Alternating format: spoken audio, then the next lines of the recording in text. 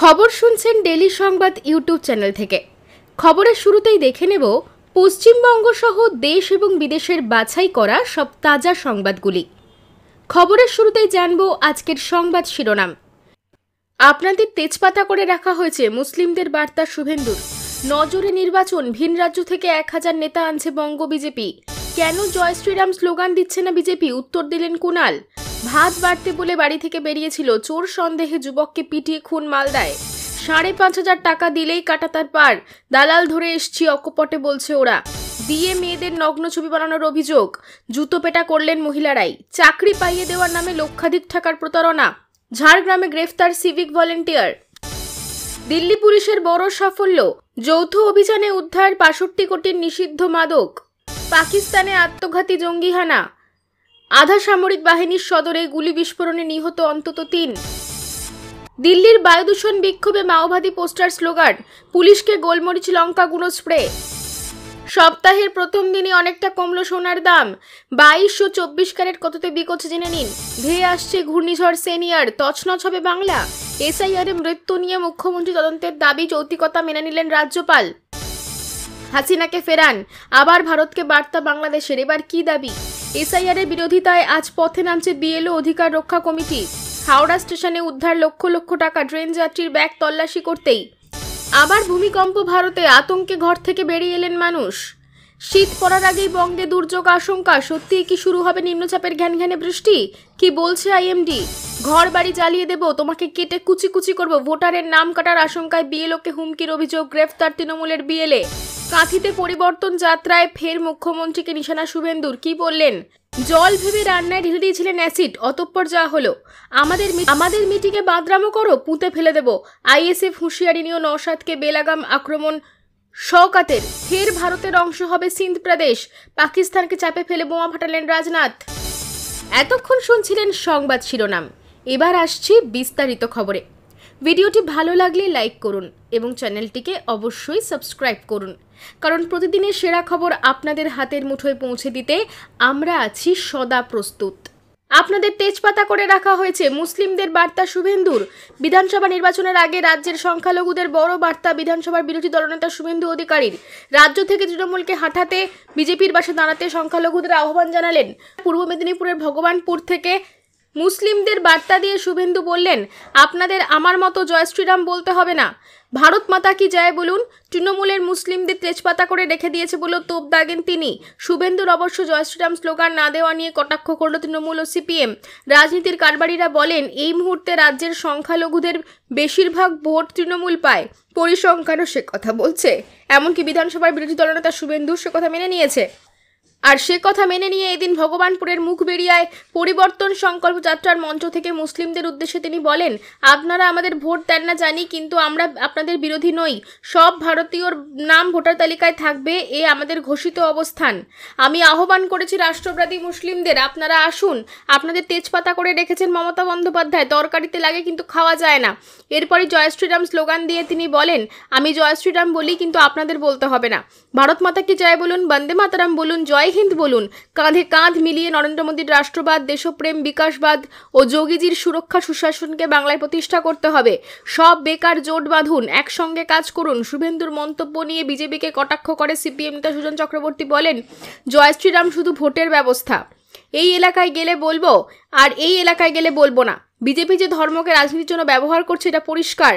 জয় Shriram slogan নিয়ে বিজেপিকে কটাক্ষ করছে তৃণমূল নেতা কুণাল ঘোষও। বলেন, জয় শ্রীরাম স্লোগানে গত 2-1 দিনে বিজেপি একাধিক সভায় দেখা যাচ্ছে না। আমরা যেমন বলি জয় হিন্দ, বন্দে মাতারাম, জয় বাংলা। জয় বাংলা তো আমরা সব জায়গায় বলি, রাজনৈতিক দলের স্লোগান তো সবসময় দেওয়া হবে।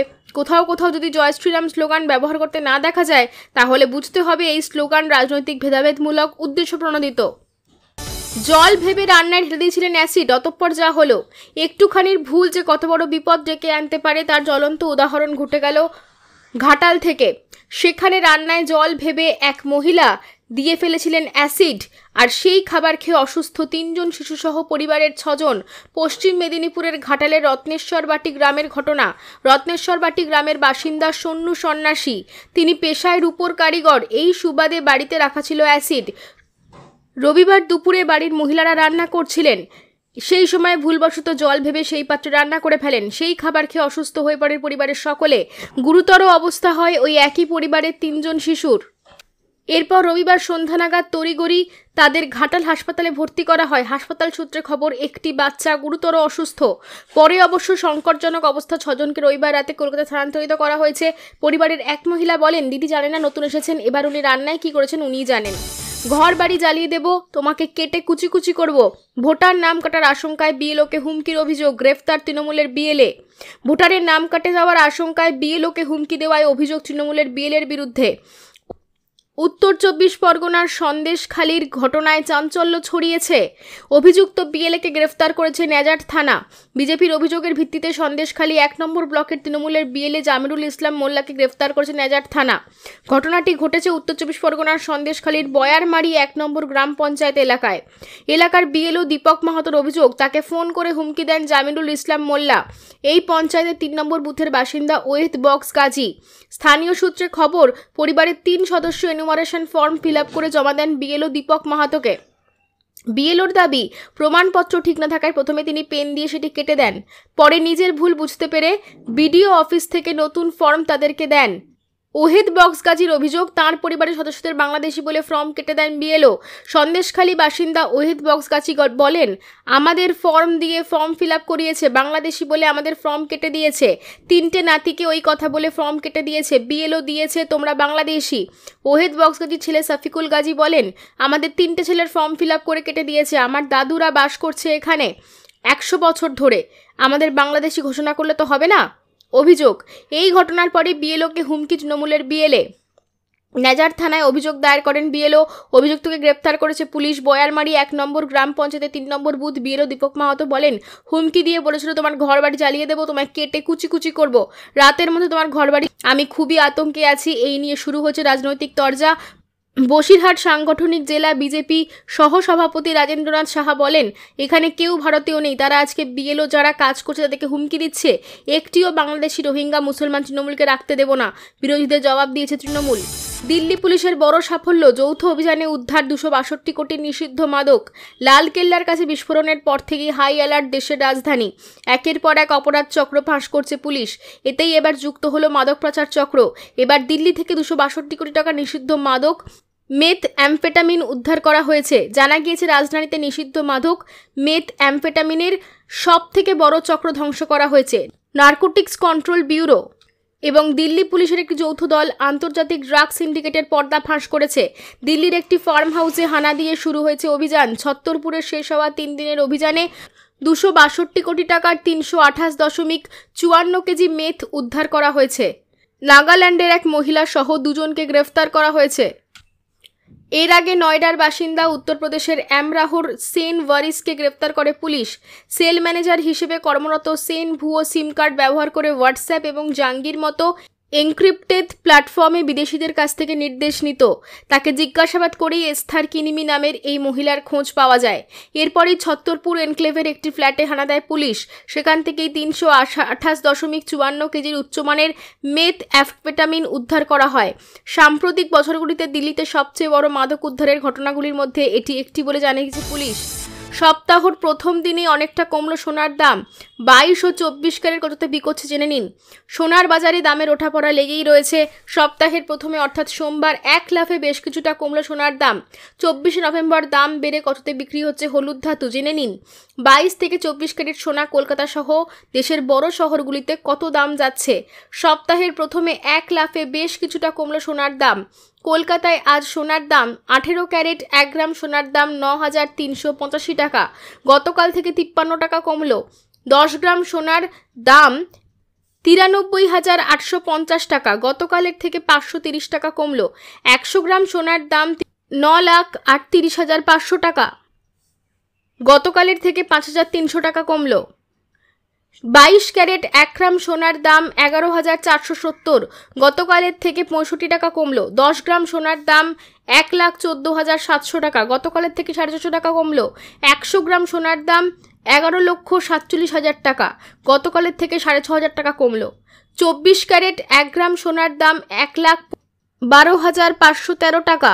গতকালের থেকে 71 টাকা কমলো। 10 গ্রামের সোনার দাম 12,05,130 টাকা, গতকালের থেকে 710 টাকা কমলো। 100 গ্রাম সোনার দাম 12,51,300 টাকা, গতকালের থেকে 7,100 টাকা কমলো।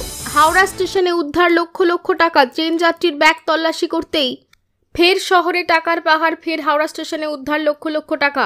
হাওড়া স্টেশনে উদ্ধার 37,64,000 টাকা, ট্রেন যাত্রীর কাছ থেকে 37,64,000 টাকা উদ্ধার।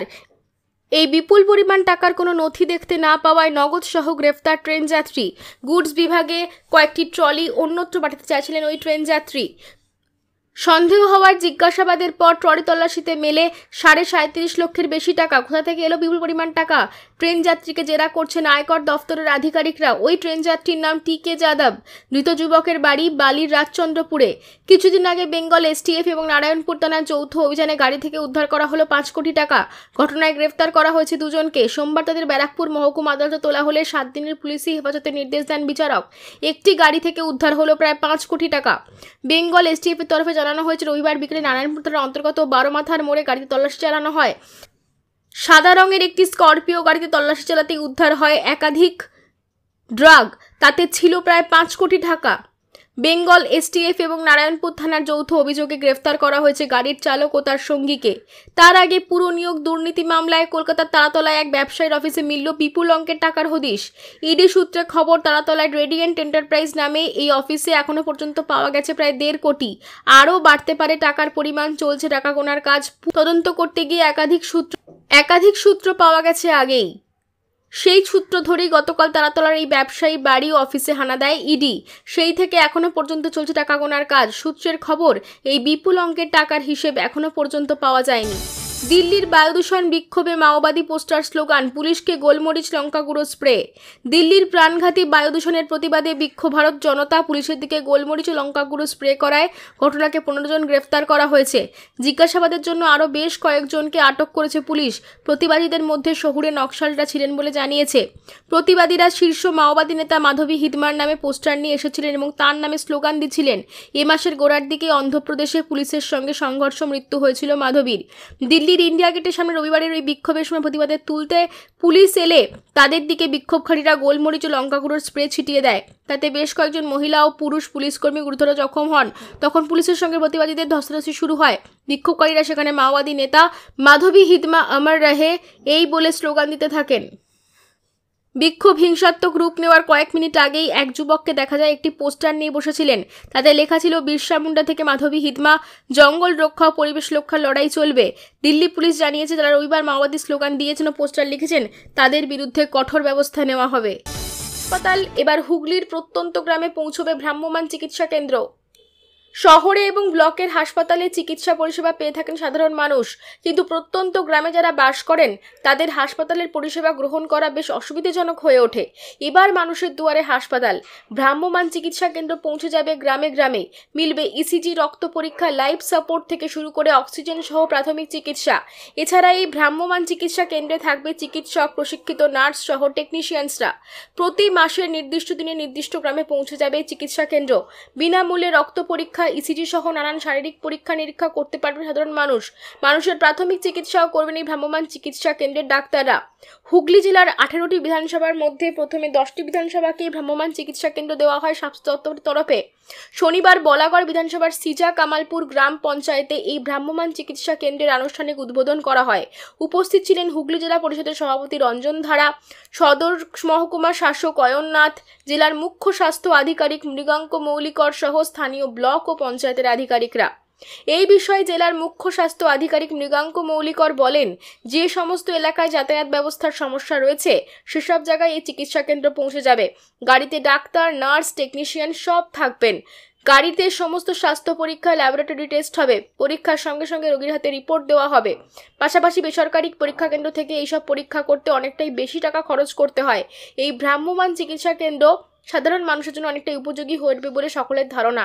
আগামী দিনে যাতে ভ্রাম্যমাণ এক্সরে ব্যবস্থার সুবিধা দেওয়া হয় সেই বিষয়ে পরিকল্পনা চলছে।